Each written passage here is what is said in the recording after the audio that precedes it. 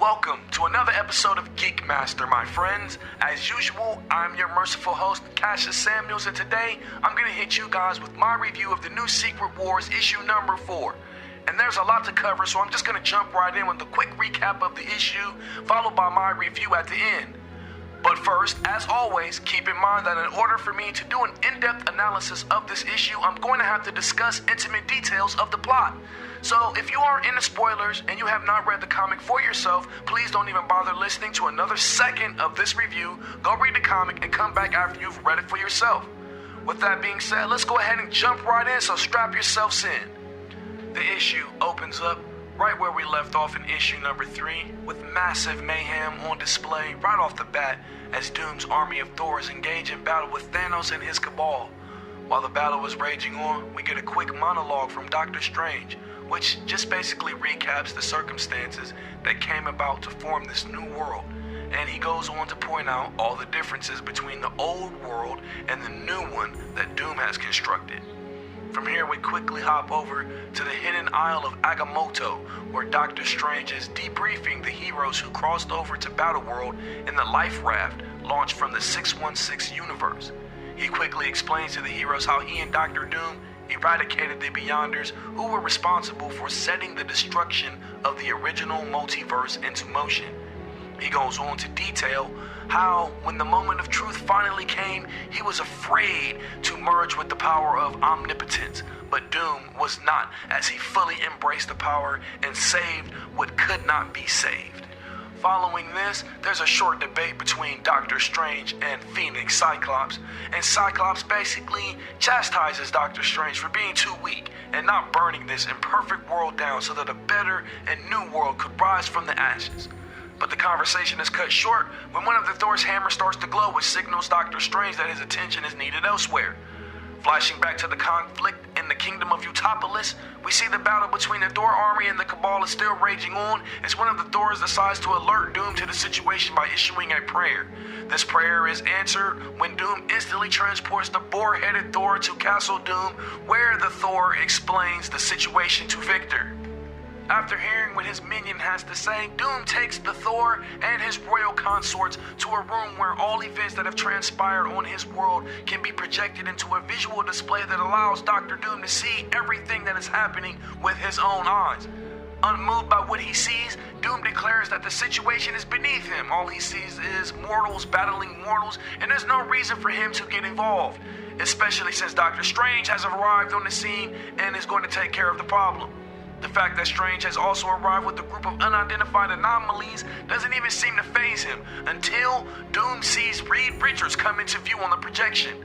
This causes Doom immediate distress because evidently Reed Richards has not existed on Battleworld in any shape or form until now. This revelation demands Doom take immediate action as he disappears from his castle in flamboyant fashion via some kind of instant transmission ability and reappears on the battlefield in Utopolis, where the raging battle was brought to an immediate standstill. Doom uses his first words to summon forth Reed Richards to face him, and as he does so, the two exchange banalities with each other, and Reed sarcastically congratulates Doom on his newfound achievements. Spider-Man jumps in with the well-timed joke that had me cracking up, and even Thanos decides to start running his mouth. But Doom decides to remind everyone that in this world, he is God, so he lets loose a blast of incomprehensible power that devastates the battlefield and scatters everyone in his presence. Everyone except Phoenix Force Cyclops is blown back by this attack, and he immediately responds in kind with a devastating attack of his own as he throws everything he has at Doom. The attack appears to actually bring Doom to his knees, as his armor appears to melt and turn to liquid metal for a moment. Standing over Doom, Phoenix Cyclops suddenly finds his poetic speech cut short as Doctor Doom quickly recovers his composure, grabs the mutant embodiment of the Phoenix Force by the throat, and snaps his neck in dramatic fashion.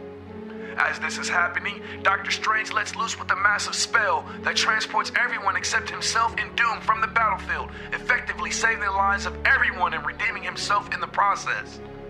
After everyone disappears, Doctor Doom and Doctor Strange engage in a debate about what the most prudent course of action will be going forward.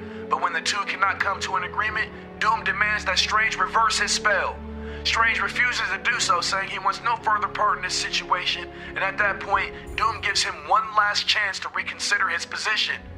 But Strange sticks to his guns, and again, he refuses to do as Doom commands, as he mocks him for being scared of Reed Richards, even though he has the powers of a god. He goes on to tell Victor that he should be afraid of Richards, especially when he finds out that he stole his family. And those would basically be his last words, as Doom uses his omnipotent powers to murder Doctor Strange right where he stands by essentially erasing him from existence. And that's where the issue leaves us hanging. So yeah, man, that's pretty much everything that happened. And man, there was so much to love about this issue. To be honest, I don't even know where to start. John Hickman's writing has been superlative throughout his run on the Avengers and the New Avengers during his run in the Marvel Now universe, and he continues to impress me with his work in Secret Wars. This issue is no different. Every word on every page just continues to build into this amalgamation of storytelling perfection, as he's able to bring so much evolution to characters like Doctor Doom and Doctor Strange, while also encapsulating so many things that we love from the Marvel universe as a whole. Not to mention, this issue avoids delving too deeply into the minutiae of previous stories, instead keeping the focus on tight pacing and an exciting showdown between the various factions of heroes and villains. Visually, Secret Wars number 4 is easily the strongest of the series to date. Asad Ribic excels with larger-than-life confrontations involving superhumans and gods, and that's what this issue delivers from start to finish. Please take my word on it. The art is a perfect match for Hickman's brand of epic storytelling, and it really sells the idea of Battleworld as a place that's very much unlike the old Marvel universe. But despite everything I liked about this issue, there were some meticulous details I thought didn't make sense in the story. For instance, if no version of Reed Richards has ever existed in the new world that Doom has created, how is it possible that Valeria and Franklin Richards still both exist? Not only that, I have to admit I was kind of disappointed with the whole Doctor Doom versus the Phoenix Force showdown as well. It was an epic idea in principle, but I just feel like it was kind of executed kind of quickly, and it kind of came off poorly, considering the Phoenix Force is easily one of the top 10 to 15 most powerful entities in the Marvel Universe, and in the end, head-to-head, Doom wins with a simple neck snap. I understand that Doom is basically God in this world, but the Phoenix Force is still no pushover when it comes to power level, so I just thought the whole showdown could have been extended for at least a few more panels to make it a little bit more believable, rather than have it end so abruptly. But as far as the death of Doctor Strange and Cyclops goes, we know that Doctor Strange has his own title coming up after Secret Wars concludes, so we know that he will be coming back at some point. Whether or not that happens in this story or afterwards remains to be seen. But as far as Cyclops is concerned, there's really no way of knowing, since the only series he was a part of, the Uncanny X-Men, concluded before Secret Wars began. Only time will tell, but I wouldn't be surprised if Marvel left him dead as they try to move the main Marvel universe away from featuring the X-Men due to the contentious relationship that they share with Fox, similar to the Fantastic Four. So, like I said, only time will tell. In the end, Secret Wars only seems to be getting better and better as it goes along, in my opinion.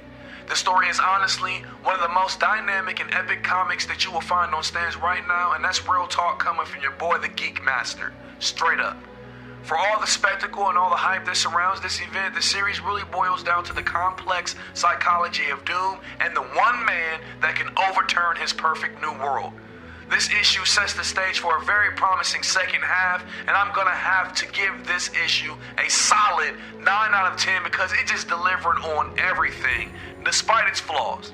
DC might want to sit back and take some notes on what Marvel's doing right now with this event, so in the future when they decide to do another mega crossover, they can have it reach this kind of level of excellence. And that's coming from a DC fanboy that may or may not still have the bitter taste of Convergence still stuck in his mouth, so take it for what it's worth. With that being said, I'm going to go ahead and bring this video to a close. So if you found any value in this video, please drop a like, subscribe to the channel, follow me on Facebook at The Geek Master. I try to put out at least one video a week, so if you want to stay up to date with all things comic, please subscribe to the channel and stay up to date, you sexy bitches. I will see you guys next time. Thank you for tuning in. I'm out. Peace.